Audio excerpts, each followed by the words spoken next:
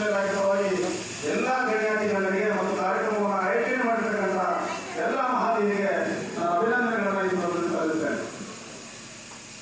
ನಮ್ಮ ಜಿಲ್ಲೆಯಲ್ಲಿ ಸುಮಾರು 186 ಪದವಿ ಪೂರ್ವ ಕಾಲೇಜುಗಳಿವೆ.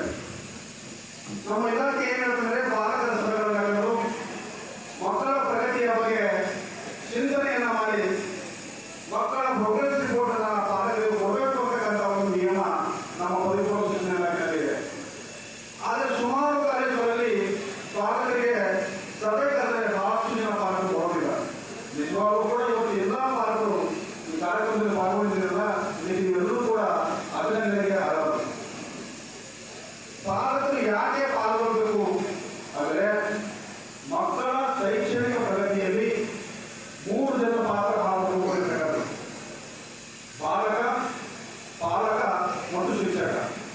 ಈ 3 ಜನರು ಸೇರಿಕೊಂಡ್ರೆ ಖಂಡಿತವಾಗಲೂ ಕೂಡ ನಮ್ಮ ಮಕ್ಕಳ ಭವಿಷ್ಯ ಉಜ್ವಲ ಆಗಲಿಕ್ಕೆ ಸಾಧ್ಯತೆ ಆಗ್ತದೆ. ಬಹಳಷ್ಟು ಕಡೆ ನಾವು ಸುಮಾರು 186 ಪದವಿ ಪೂರ್ವ ಕಾಲೇಜಿಗೆ ಭೇಟಿಯನ್ನು ಕೊಟ್ಟಾಗ ಮಕ್ಕಳಿಗೆ ಕೇಳ್ತೇನೆ, ನಿಮ್ಮ ಪಾಲಕರು ನಿಮ್ಮ ಬಗ್ಗೆ ಚಿಂತನೆ ಮಾಡ್ತಾರ, ನಿಮ್ಮ ವಿದ್ಯಾಭ್ಯಾಸಗಳಿಗೆ ಗಮನ ಕೊಡ್ತಾರ?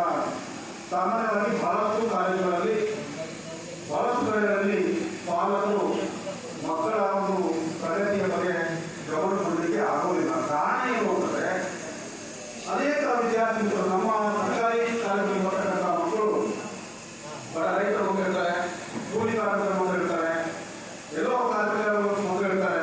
ಹಾಗಾಗಿ ಅವ್ರ ಕಾಲೇಜಲ್ಲಿ ಕಲಿತರಾಗಿರೋದ್ರಿಂದ ಅವ್ರ ಮಕ್ಕಳ ಕಡೆಗೆ ಹೆಚ್ಚು ಗಮನ ಕೊಡಲಿಕ್ಕೆ ಆಗೋದಿಲ್ಲ. ಅದಕ್ಕೆ ನಾವು ಪ್ರಾಂಶುಪಾಲರು ಮತ್ತು ಉಪನ್ಯಾಸಕರಿಗೆ ಹೇಳೋದೇನು ಅಂದರೆ ಪೇರೆಂಟಲ್ ಕೇರ್ ಅಂತ ಏನಿದೆ, ಪಾಲಕರು ಕೊಟ್ಟಕ್ಕಂಥ ಗಮನ ಜವಾಬ್ದಾರಿ ಇದೆ. ಆ ಜವಾಬ್ದಾರಿಯನ್ನ ನಮ್ಮ ಶಿಕ್ಷಕರು, ನಮ್ಮ ಉಪನ್ಯಾಸಕರು ಮತ್ತು ಪ್ರಾಂಶುಪಾಲರು ತಿಳ್ಕೊಳ್ಬೇಕಾಗ್ತದೆ. ವಿಶೇಷವಾಗಿ ಇವತ್ತು ಇಂತಹ ಒಂದು ಕಾರ್ಯಕ್ರಮವನ್ನು ಆಯೋಜನೆ